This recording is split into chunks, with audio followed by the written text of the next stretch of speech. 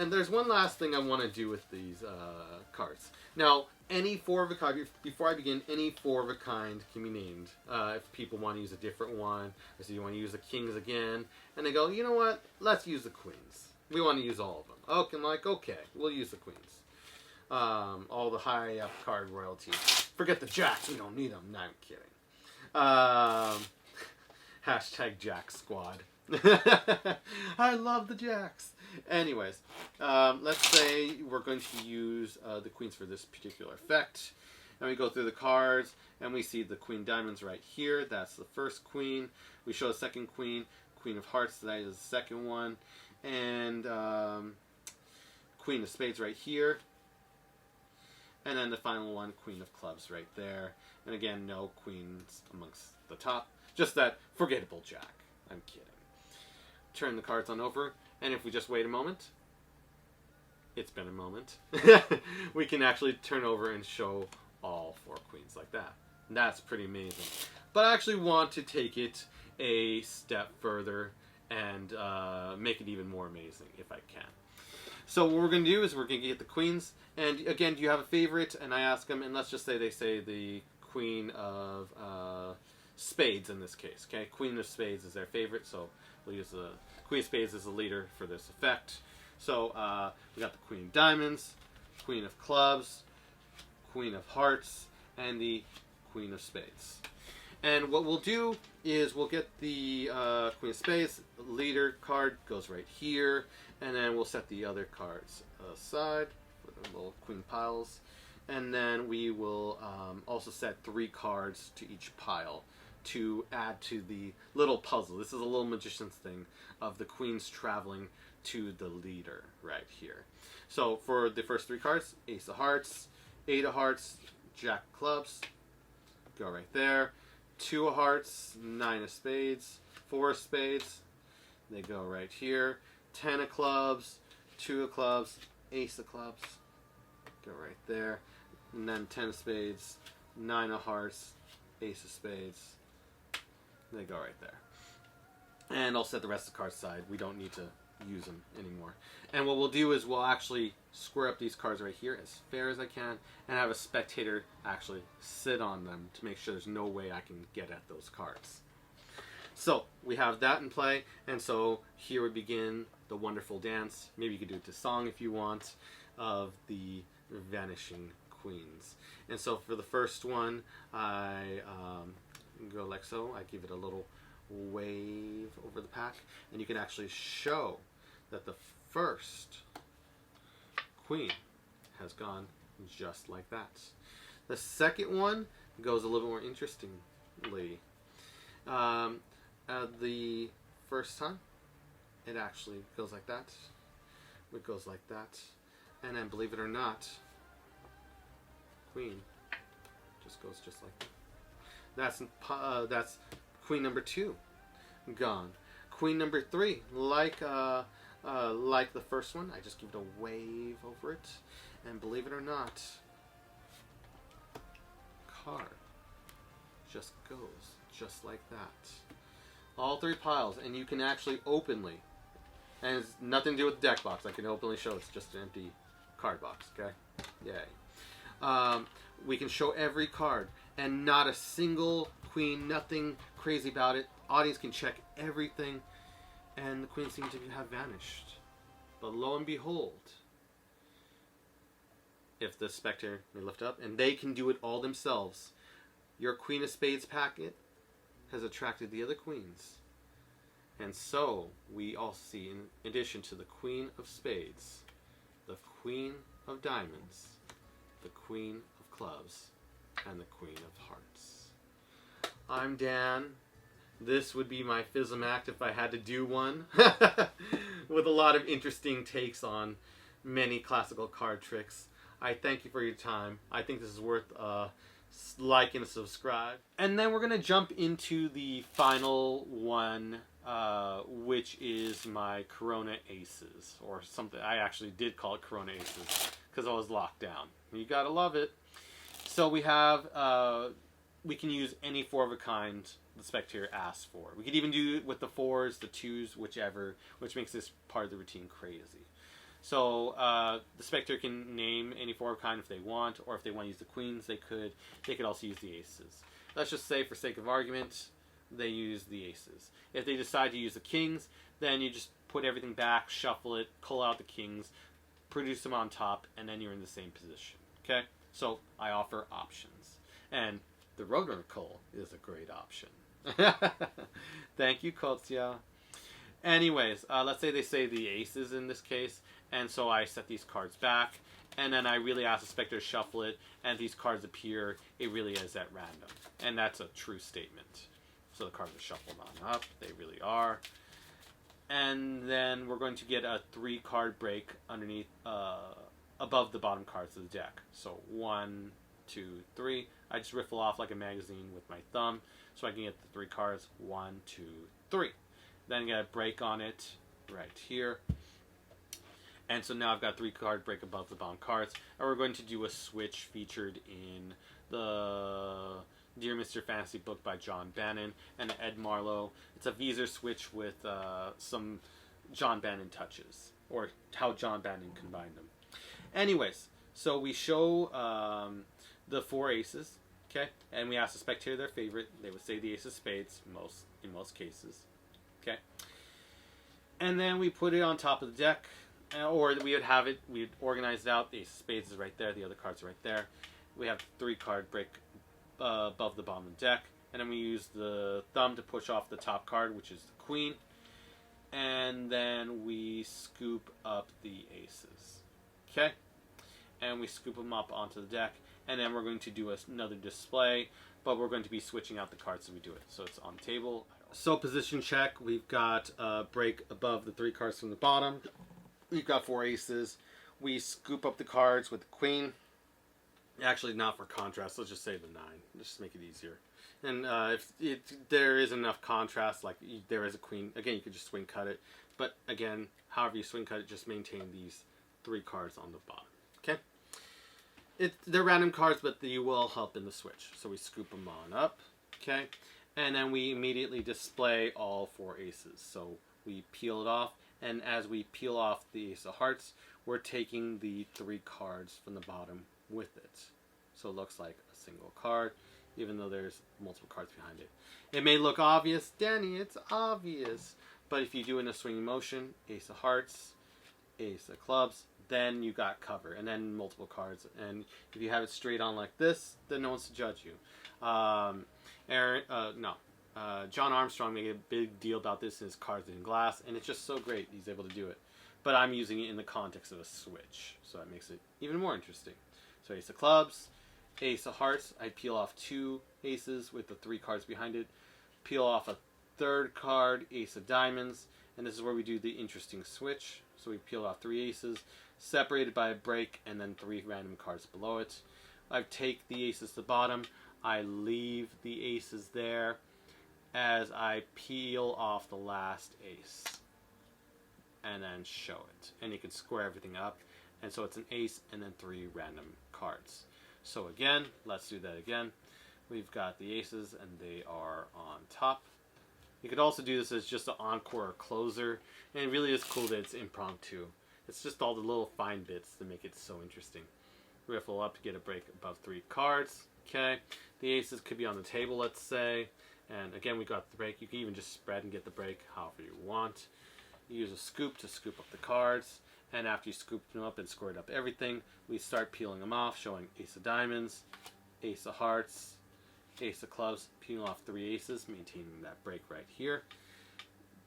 Letting the aces coalesce with the bottom of the deck as we peel off the last ace, and it coalesces with what seems to be 4 aces in a continuous display, but is an ace and 3 in different cards.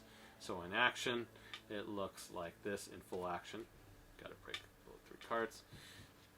Cards right here. We scoop up the cards, and I say we got the ace of clubs, ace of hearts, ace of diamonds, and lastly the ace of spades. Okay, that's how I normally do it.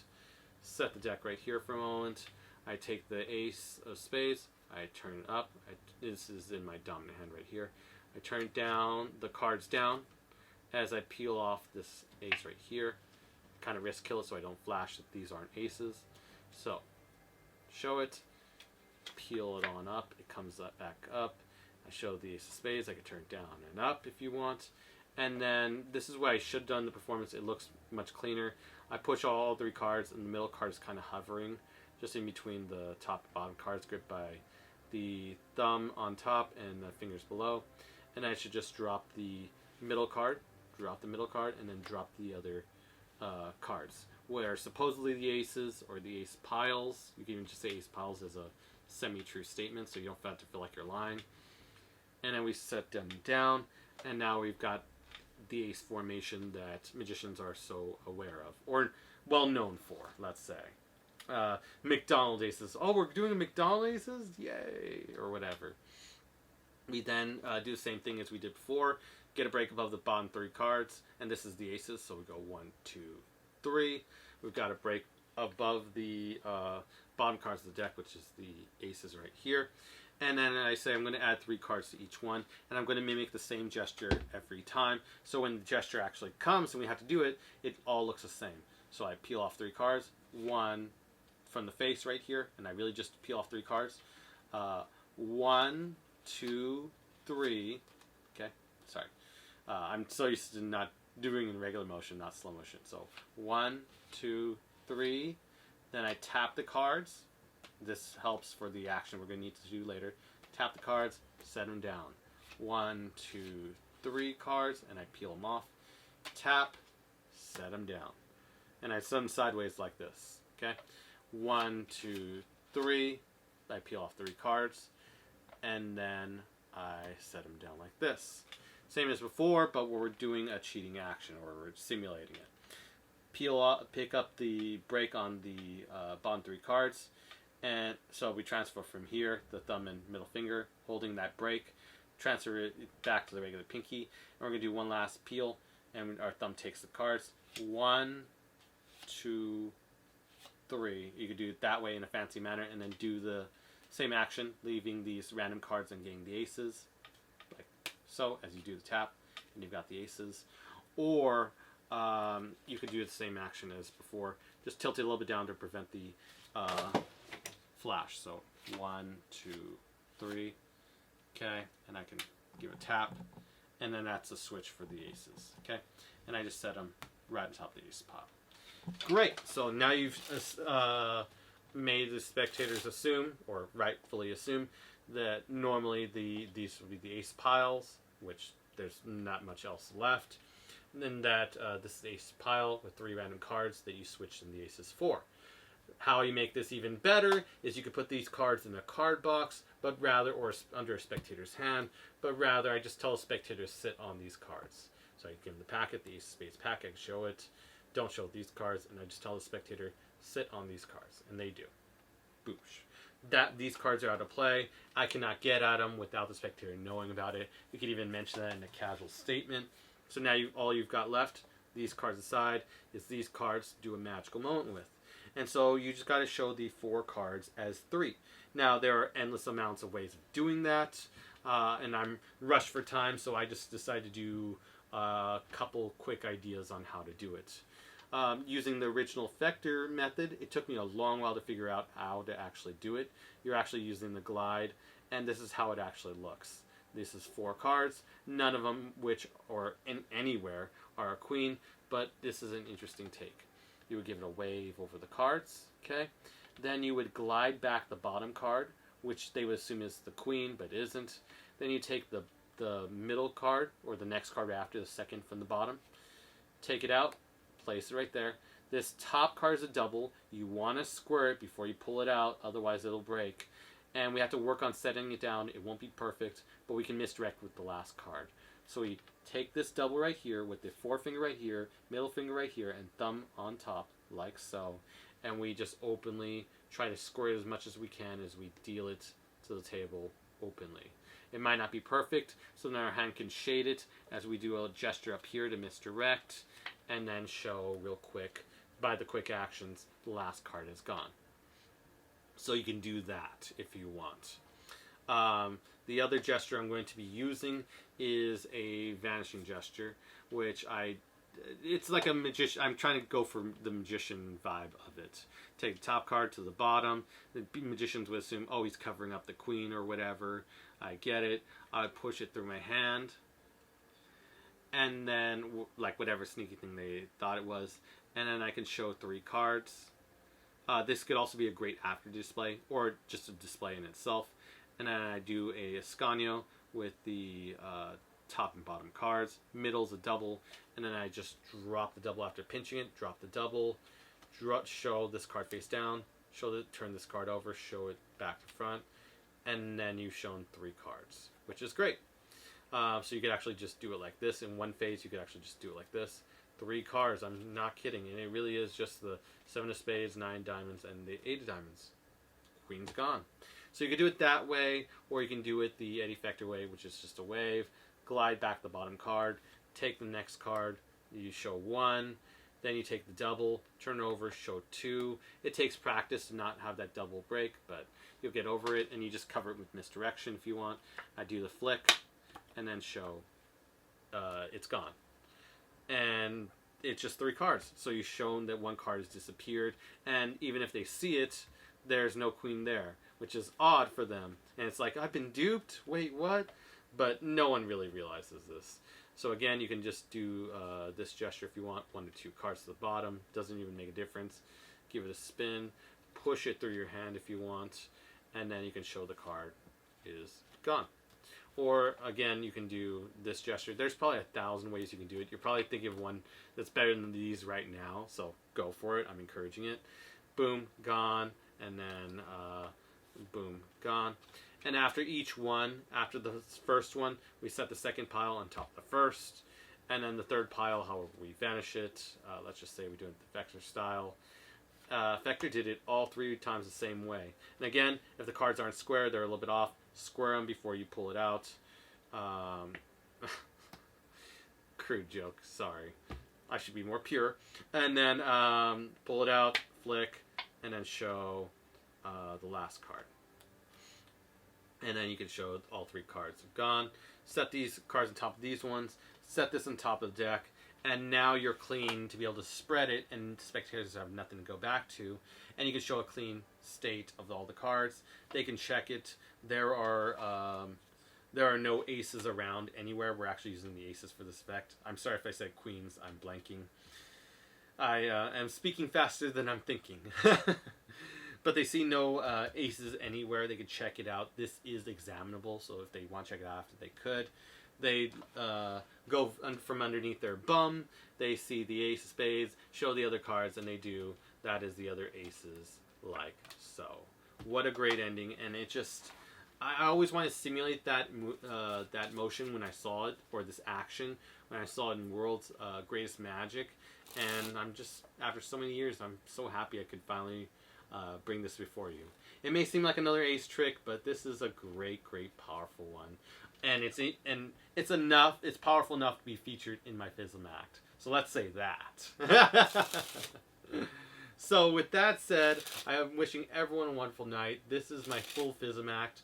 The 1 coin routine, to the Big Bang opener, to the Invisible Palm Aces, to the Liberties Collectors, amazing collectors or transposition routine, and then finally Corona Aces, a full 5 routine act. And that could be like a full, if you decide to really master all of this, which Godspeed to you, you can alternate it however you want. Give your own take, whatever. I want to encourage you to master your own way, whatever is more preferable.